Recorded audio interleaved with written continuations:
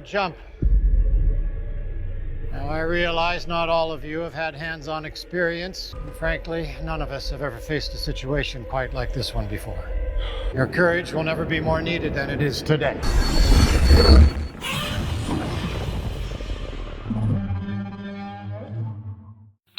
You're a monster!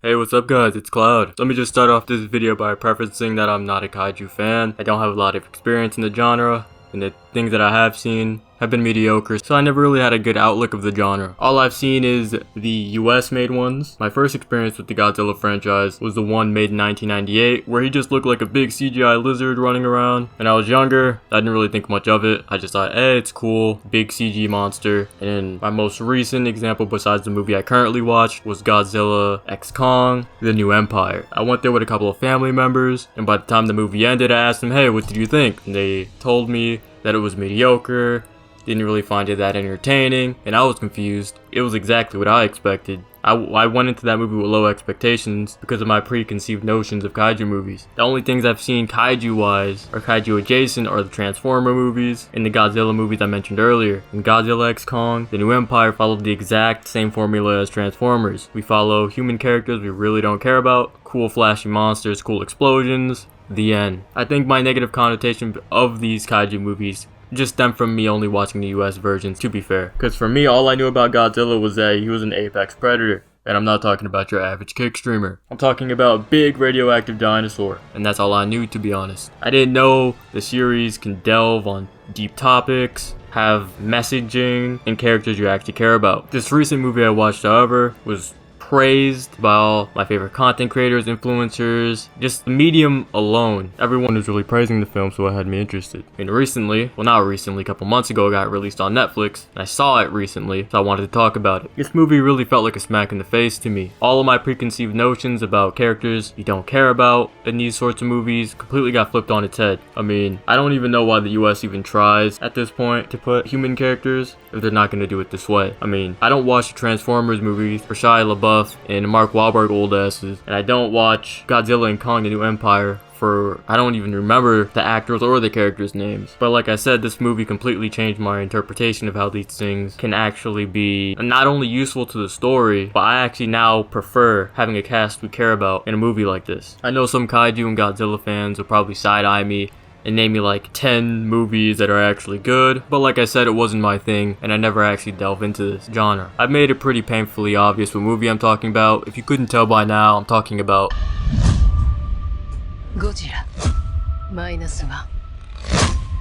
So before I glaze this movie out video and talk about the characters, the plot points, and things I liked about it, let me give you a quick plot summary for the people who may have not watched it. We follow our main character Koichi. He's a non-alive pilot in World War II.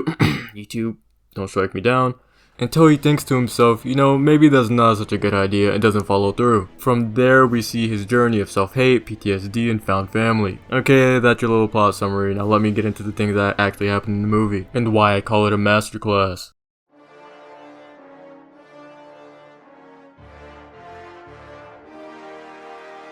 So let's talk about the things I liked about the movie. One thing I liked and was completely shocked, baffled, awestruck by was not even 5 minutes into the movie, Godzilla's already messing things up. Our main character Koichi lands a plane. We find out he's a non-alive pilot and he didn't fulfill his mission and he wants to survive and he's scared of dying. So he's on an island with a bunch of other soldiers. Godzilla comes in, starts wreaking havoc. Koichi gets in his plane, has the shot to shoot Godzilla, maybe killing it, maybe not, I don't know. I don't think it would have actually killed him. He doesn't take the shot because he's scared. All the people die there except for a character named Tachibana, which I will talk about later. He goes back to his hometown, and as he's going back to his hometown, we kind of get insight on his family because he has a letter and they're basically asking him to come back alive. So while his family is asking him to come back alive, his country is telling him to die, which is really dark. And I really like how this movie deals with complex emotions, PTSD, guilt. These are things that I'm not used to seeing in kaiju movies, especially since I've only been subjected to the US movies. I felt like I was hooked from the beginning. What I also found amazing in this movie was the anti-war messaging.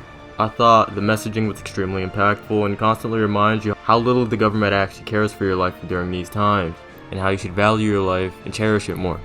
What made me like Koichi and kind of sold me with him as a character, as our main character, was he had a chance to leave a baby behind. You know, it was like a baby, looked abandoned, no one was claiming it, and he could have just walked away, but instead he took the baby, showing he was very kind-hearted, a very nice person. He then meets Noriko. They all go back to, what's left of his house, and we find out that Noriko, the character we met, is not actually the baby's mother, but it's a war baby that she found and is taken care of.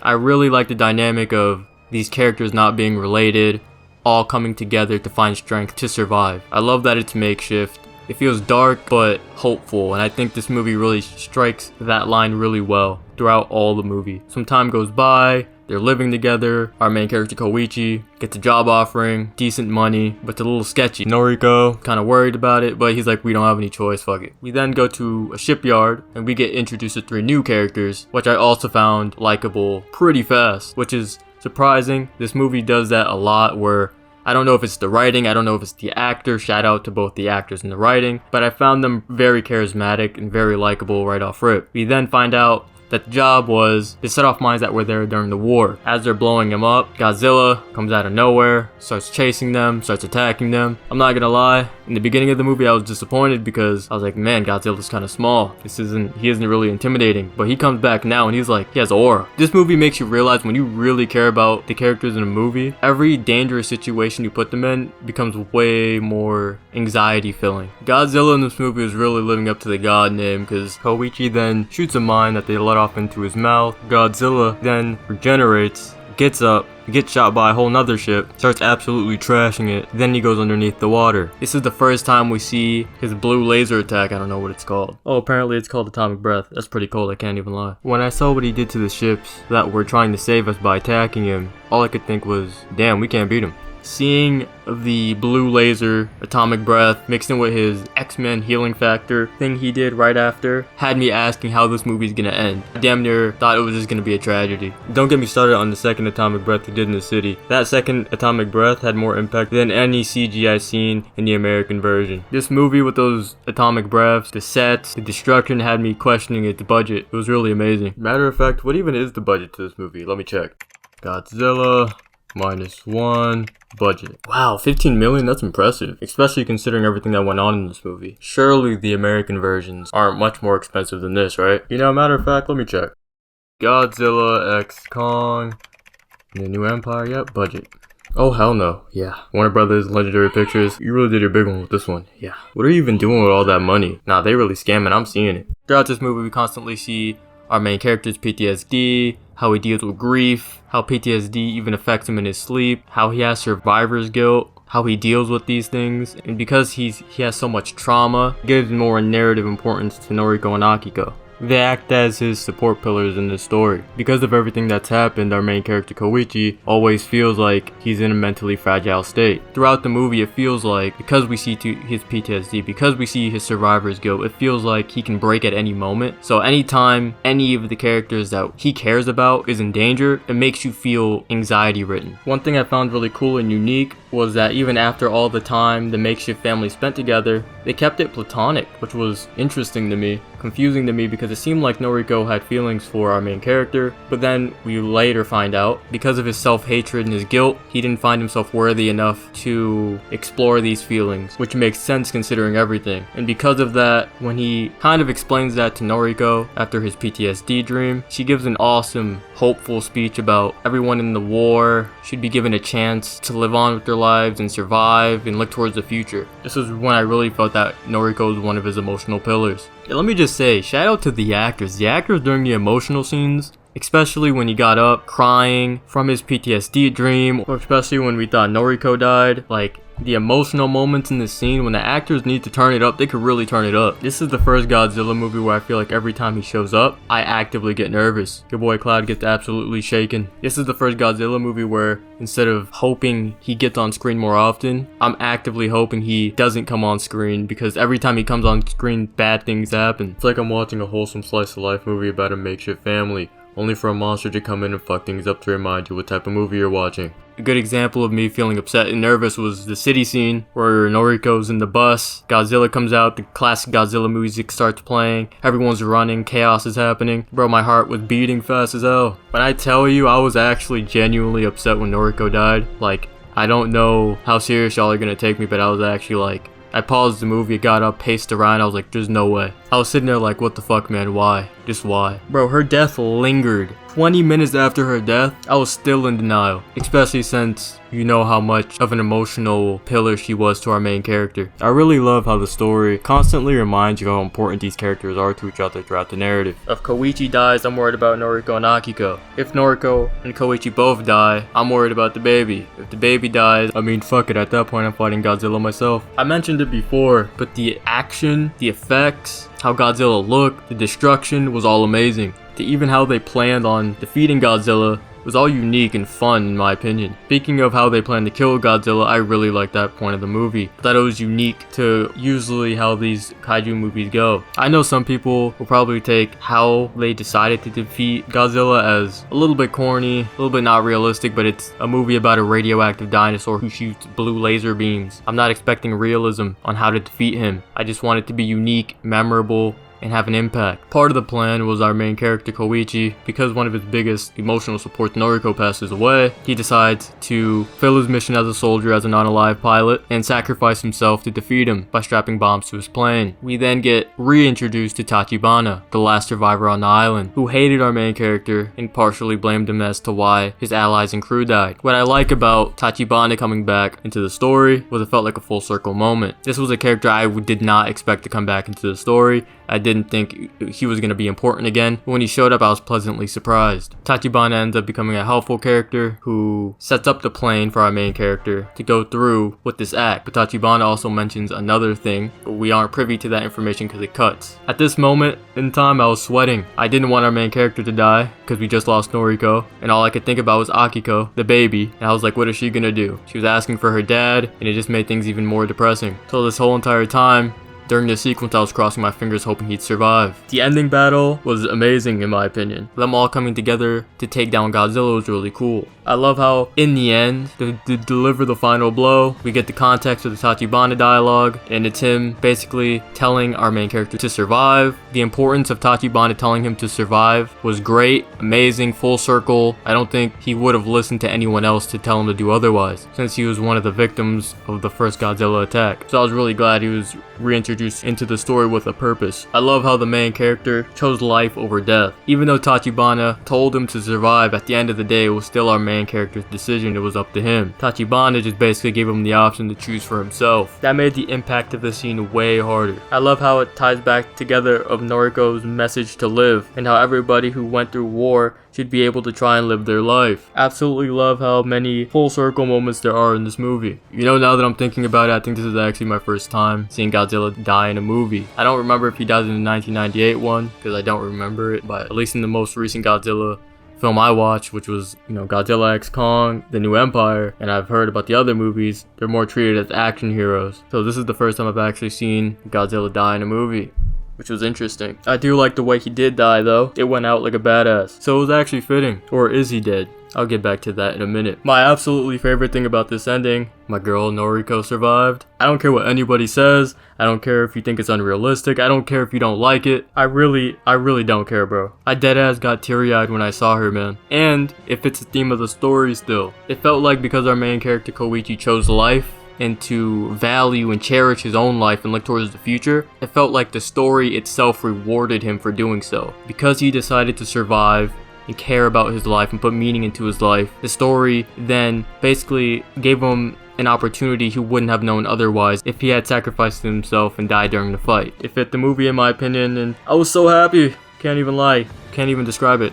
I swear. So at the end of this movie, they hinted that Godzilla isn't fully dead. A piece of him was still regenerating, and Noriko had that thing on her neck now. I read in the comments that apparently it's Godzilla cells, which explains why she survived, maybe through regeneration. Regardless, I'm happy she's alive. In my opinion, I don't think there needs to be a sequel. I'd prefer it if Godzilla stayed dead, because I just want these characters to be happy, man. But if they make another banger like this, I won't complain, honestly. Now, let's talk about the characters.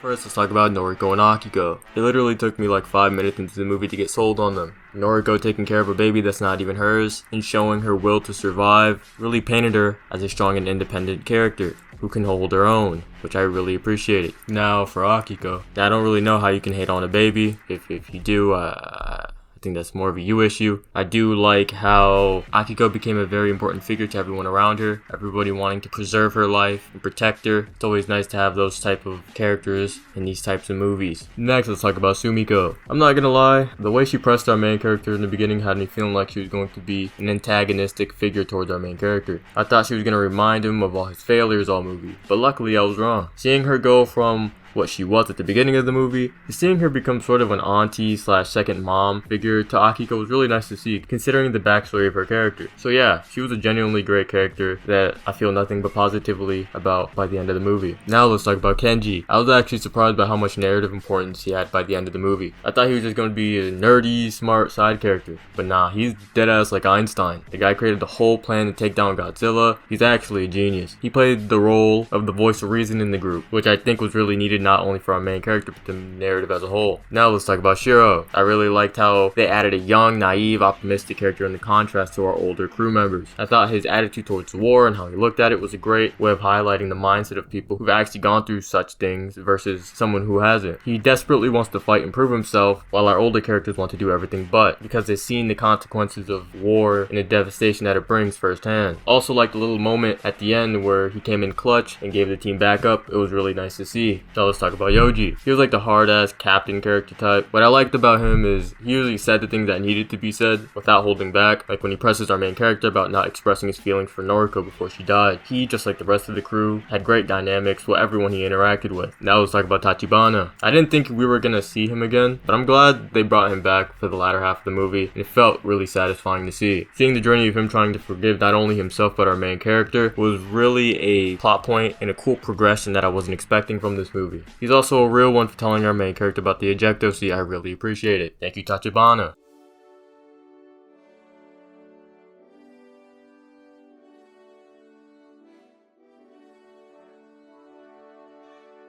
So yeah, all in all, everything from this movie's characters, to its plot, to how it executes its messages, are why I consider it a masterclass. Not just in its genre, but as a whole, which is really impressive to me considering I wasn't expecting much going into it. And I think all of you, if you haven't already, should go out and watch it. I'm not gonna give it some number grade, just watch it please, genuinely. Especially if you've only watched the American movie. This will flip your entire perspective around, just like it did for mine. So yeah, thanks for watching. First, let me apologize for not uploading for a while. I'm trying to get better at editing and making meaningful, higher quality content. If you've seen all my videos up until now, they've only gotten more organized, better in quality. I feel like I've found the vibe I'm trying to go for my content moving forward, so expect more in the future. Thank you for anyone who's sat through and watched all the way till the end. I really appreciate it. If you could subscribe and like the video, it'd really help keep this channel going. Let me know in the comments what you thought about the movie. Did you like it? Were there some things you didn't like? Were there some things you did like? Let me know in the comments below. Also, I've heard this video falls close to the Godzilla 70th anniversary, which wasn't planned at all. It's just happy coincidence. Perfect timing. I've been procrastinating on this video for a long time, so hey, maybe it's meant to be. Hey, a win is a win. Fuck it, we take those. But yeah, thanks for watching and see you later.